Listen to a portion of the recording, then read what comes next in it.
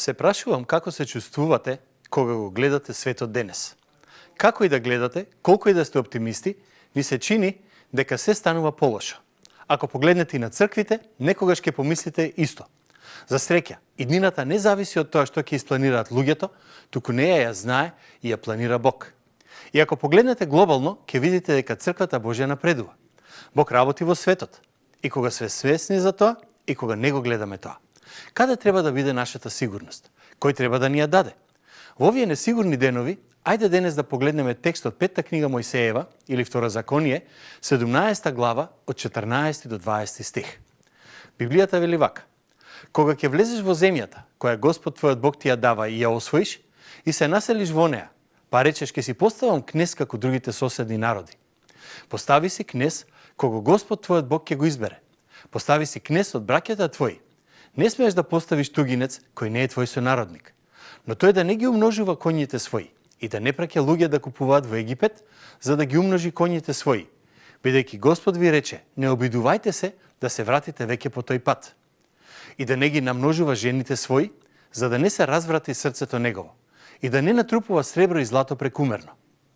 А кога ќе седне со власт на престолот, нека си направи препис на овој закон од книгата што се наоѓа кај свештениците левити и нека го држи кај себе и нека го чита во сите денови на неговиот живот, за да се научи да се плаши од Господ својот Бог и да ги пази и да ги исполнува сите овие заповеди и наредби, за да не се возгордее срцето негово пред неговите браќа и да не отстапува од законите ни десно, ни лево, за да царува многу години тој и синовите негови во Израел. И може би се прашувате каква врска има овој текст со нас денес. Никој од нас нема да биде поставен за цар, за кнез, ниту пак може би мнозина од нас се на некои кандидатски листи на изборите. Но сакам да видиме по широката слика, односно контекстот ако сакате. Овој говор е на Мојсей. Тој зборува пред израелците откако тие 40 години талкаат низ пустината и се на чекор од влегувањето во ветената земја. Мојсей знае дека тој нема да влезе во земјата. Ќе умре наскоро и на неговото место ќе дојде Јошуа, односно Исус Навиев. Во тој момент во историјата на Израел, народот е воден од старешини и еден водач. Прво Мојсей, потоа Исус Навин. Но за сега израелците немаат цар. Мојсей, поттикнат од Светиот Дух, гледа време во иднината кога Израел ќе има цар, кога народот ќе побара цар. А интересен е и начинот на кој Мојсей го кажува тоа. Кога ќе влезеш во земјата која Господ твојот Бог ти ја дава и ја освоиш и се населиш во неа и речеш ке си поставам кнез како другите соседни народи. Од една страна, Бог го постави првиот цар Саул, па потоа Давид и другите по него, но од друга страна беше вистина дека народот бараше цар. Но дали забележавте зошто бараа цар? Пишува, оти сакаа да бидат како другите соседни народи, како безбожниците околу нив. Кога повикаа да добијат цар, мотивите не им беа баш најчисти. Прашањето е какви се нашите мотиви. Дали секогаш, кога велиме дека не интересира Божјото царство и Исус како цар, е тоа вистина? Тука Мојсей предвидува што ќе се случи, па дава правила. Изберете цар кој ќе биде избран од Бог. И потоа вели што не сакате кога ќе избирате цар. Што не сакаме кога бараме некаква сигурност како луѓето околу нас. Првото нешто за кое овде зборува Мојсей е ова: да не ги умножува коњите своји. Зошто? Во времето кога е ова пишувано, магарињата и воловите биле користени во земјоделието, но коњите биле ползувани за војна. Понекогаш ги јавале, понекогаш влечеле боеви коли. Во тие боеви коли имало по 2-3 стрелци и еден кој управува со колата. Колите биле во тоа време како тенковите денес. Пешадијата напредувала човек по човек, но колите рушеле се пред себе си. Или, ако ова го кажеме со денешен речник, не ја барај сигурноста во силната војска. Не е поентата да нема војска која ќе го брани своето. Всушност, кога Давид војува во Стариот Завет, гледаме многу пати Бог му дава воени победи. Ама таа желба, мојата војска да биде најмоќна и никој да не ми може ништо, да се чувам сами од себе си, е желба за апсолутна власт. Или со други зборови, мојата сигурност да зависи само и исклучиво од мене самиот. Нешто слично на ова имаме во Матеј 20 од 20 стих натаму. Една мајка дојде кај Исус со двата сина, Јаков и Јован, барајќи за нив место од левата и десната страна на Исус. И тука идејата е дека Божјото царство е поврзано со земска сила, со моќ, со власт. Мајката знае дека Исус има 12 апостоли, ама смета дека 20 од нив имаат предимство да добијат моќ и власт. И Исус го користи овој момент да поучува нешто. Ги собира сите заедно, па им кажа: знаете дека кнезовите народни владеат над народите и управниците господарат над нив. Меѓу вас пак нека не биде така. Кој меѓу вас сака да биде поголем, нека ви биде слуга. И кој сака меѓу вас да биде прв, нека ви служи, како што и Синот човечки не дојде да му служат, туку дојде да послужи и да го даде животот свој за откуп на мнозина. Ако некогаш сте следеле некој семинар за служење во црква, ова се нарекува слуга водач. И некои ова го разбираат дека водачот е слуга на сите, дека секој смее да бара од него што сака и тој да мора да им угоди. Ако Исус ни е врвниот пример, и ако тој навистина беше врховниот пример за слуга, сепак нели дојде од небото и стана како нас, да видиме дали тоа е вистина за него. Ке се согласите дека не е. Кога отиде на крстот, тоа не беше оти некој му кажа: оди таму, мислам дека тоа е најдобро за мене. Истиот тој Исус вели во Лука 6:46: и зошто ми повикувате Господи, Господи, а не го извршувате она што ви го кажувам? Значи, како Господар, тој очекува да му бидеме послушни. Па што е тогаш поентата? Еве што е.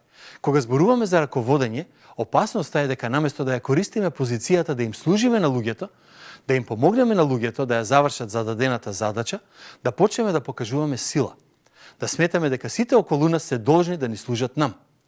Не верувате? Погледнете кои да било избори во општеството и за жал понекогаш и во црквите. Луѓето се скромни додека не се дофатат до власт, а потоа секој и се треба да им служи нив. Но ајде да се вратиме на Исус. Тој е слуга за секој што го бара тоа, но неговата служба не е во исполнување желби, туку во одењето на крстот.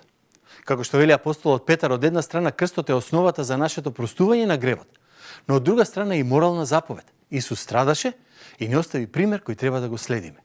Дојде не за да му служат, туку да послужи со тоа што ќе го даде својот живот како откуп за мнозина. Со други зборови, службата е за да сакаш да им направиш на другите добро, не да господариш над нив. Тоа треба да го прави црквата на Исус Христос. И во известна смисла, темелот за тоа е поставен уште во Второ Законие 17 глава.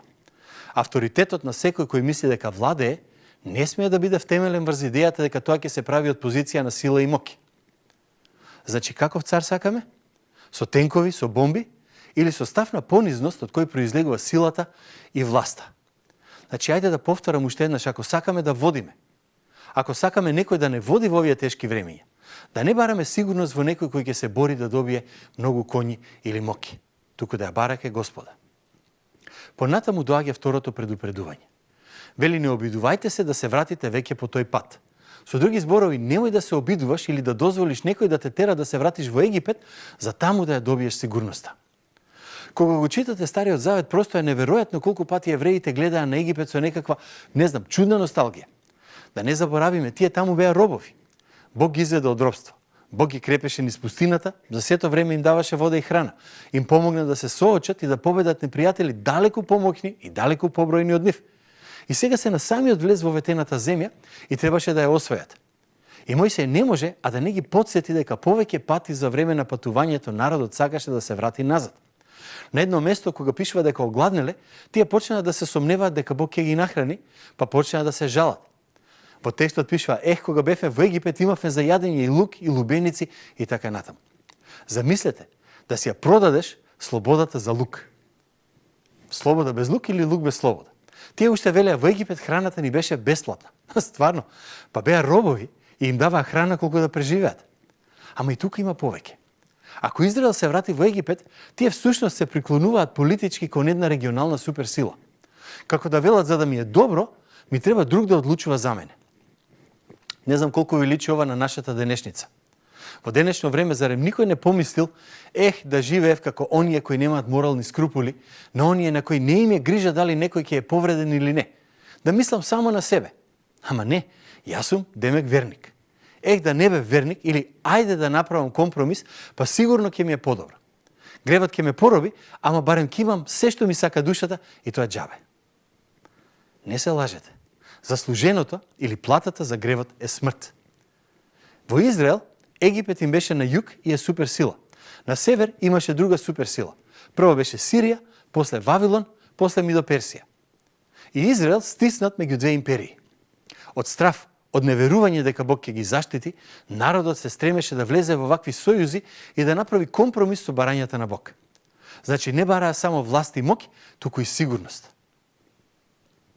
А каде ние ја бараме нашата сигурност денес? Каде ти ја бараш твојата сигурност денес? Прво бараа власт, потоа бараа сигурност и сега доаѓаме до третото нешто кое повторно за нас денес звучи малку чудно. Во 17 стих вели и да не ги намножува жените своји за да не се разврати срцето негово. И тука веднаш прво помислуваме на светоста на бракот, како што Исус кажа дека од почетокот Божиот план беше еден маж, една жена за цел век. Ама тука мислам дека не е тоа поентата. Соломон имаше 300 жени и 700 конкубини или невенчани жени. И прашањето е зошто му беа толку. Не беше само сексот, особено во времето кога е ова напишано. Прво, колку повисоко си бил во хиерархијата на богатство или моќ, толку повеќе жени си можел да имаш и да си дозволиш да имаш. И денес е исто во делови од Африка и во дел од муслиманските земји. Но има и уште. Ако читате за Соломон, ќе слушнете или ќе прочитате дека бил многу мудар во склучувањето сојузи. Да ве потсетам дека во тоа време, кога зборуваме за царство во времето на Соломон, не зборуваме за царство како што била Британија или денес Саудиска Арабија или царството Непал. Повеќето царства во минатото биле градови царства, а градовите биле 2 до 5000 луѓе, ретко кога околу 10.000 и повеќе. Значи, кога читаме за царства во тоа време, најчесто зборуваме за царство големо како нашите општини, но со собствена војска, па дури и верувања и религија. И кога имало битки, не зборуваме како битката за Нормандија или Сремски фронт или кај Макчалан, кај нас. Може би неколку илјади луѓе воделе битка, односно војна. И затоа, еден начин да се избегне расправија со царствата и да се спречи одењето во војна, било да се склучи сојуз. Најпосле, да стигнеш од еден крај на мапата до друг, во тоа време си морал да поминеш низ неколку царства. А најдобар сојуз, се разбира, била венчавката. Ете затоа Соломон имал толку жени. Прво се женил со принцезите, со ќерките на околните цареви, а од друга страна пак, тоа го направило да биде многу угледен од 1000 жени. И сега, кога веќе станал толку важен, сега веќе другите сакале да влезат во сојуз со него, па му ги нуделе своите ќерки. И се разбира, најмногу од нив беа од паганска заднина. И како што тие доаѓаа во Ерусалим, полека почнуваат да се жалат, да кукаат и најпосле Соломон ќе им дозволеше да изградат светилиште на нивниот Бог. Царот Соломон, кој изгради величествен храм на Јахве, на старост почна да гради пагански светилишта. И тоа е она што го кажува овој текст за нас денес. Оној кој тргнува по многу жени или во овој случај по многу сојузи со секој, ќе биде заведен во идолопоклонство. Во денешно време има еден збор што го користиме често, нетворкинг, поврзување, врски, мрежи. Има убави мрежи, мудри, полезни, кога ти треба нешто кое го немаш, а го знае или го има некој друг. Но тој нетворкинг, ако не се внимава, завршува во хаос. Значи, царот не требаше да биде деспот, да не се надава на сигурност која доаѓа од надвор, ниту пак на мрежите што ги има. Да не се обидува да се искачува социјално врз основа на бескрајни поврзувања и сплеткарења. Како го разбираш ти? Како го правиш и зошто? Јас нема да зборувам за социјалните мрежи и тоа може да го оставиме за некоја друга порака. Текстот продолжува и вели да не натрупува сребро и злато прекумерно. Се разбира дека треба и сребро и злато. Требаат финансии да се води држава, да се води царство, дом или црква.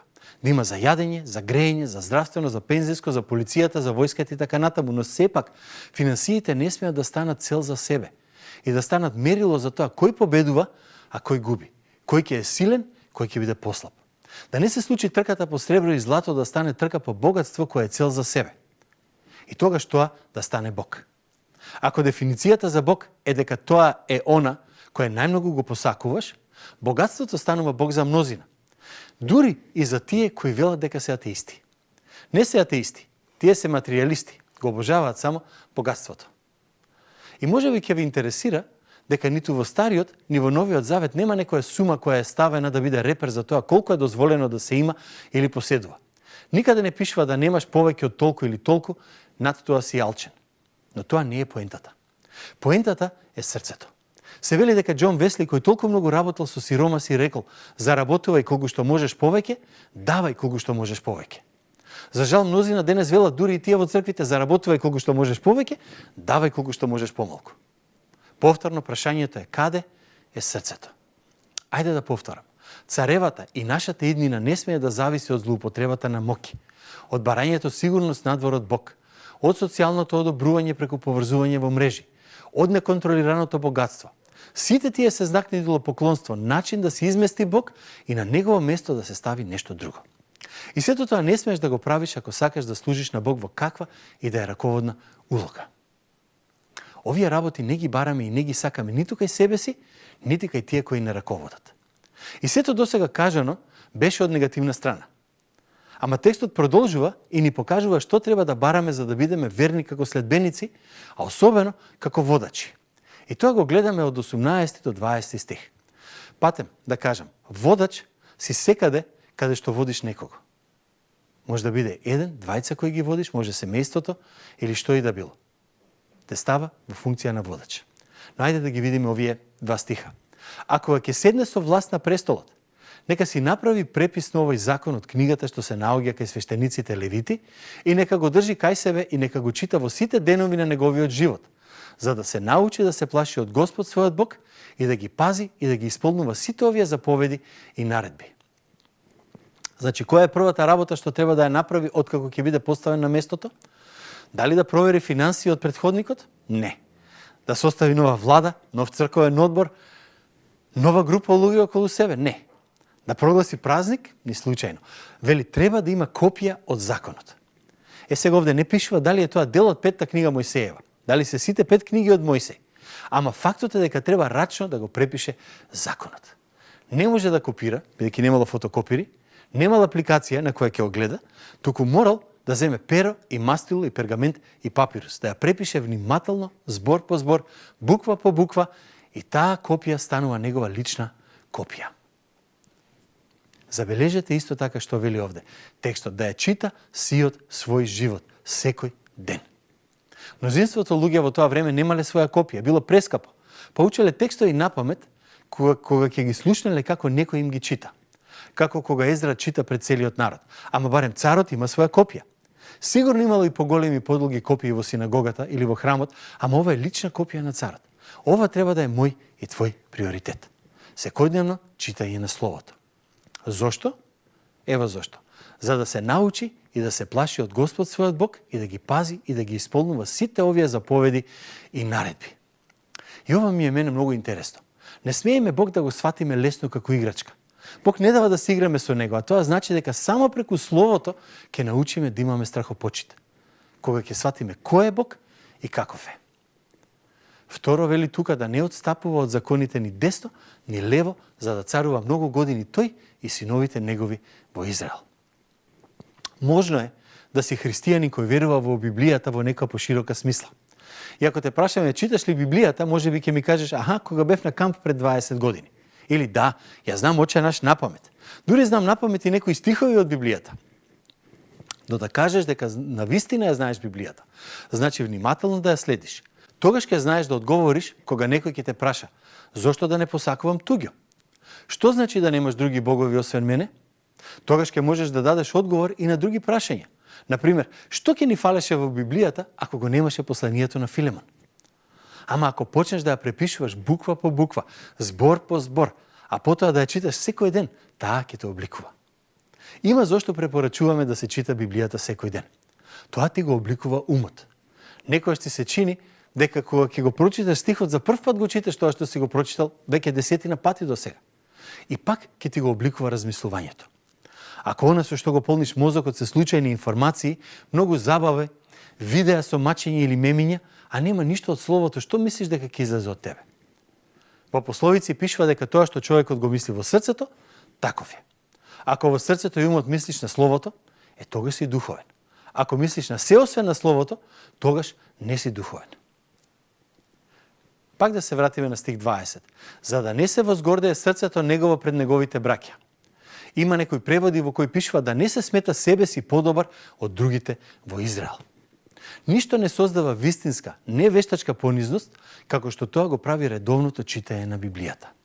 Тогаш мислиш повеќе на Бог, повеќе на другите околу тебе и помалку на себе си. Ке сватиш како таа глава е поврзана со друга, како сето тоа се однесува на нас и нашето општество денес. Но ајде да заклучиме.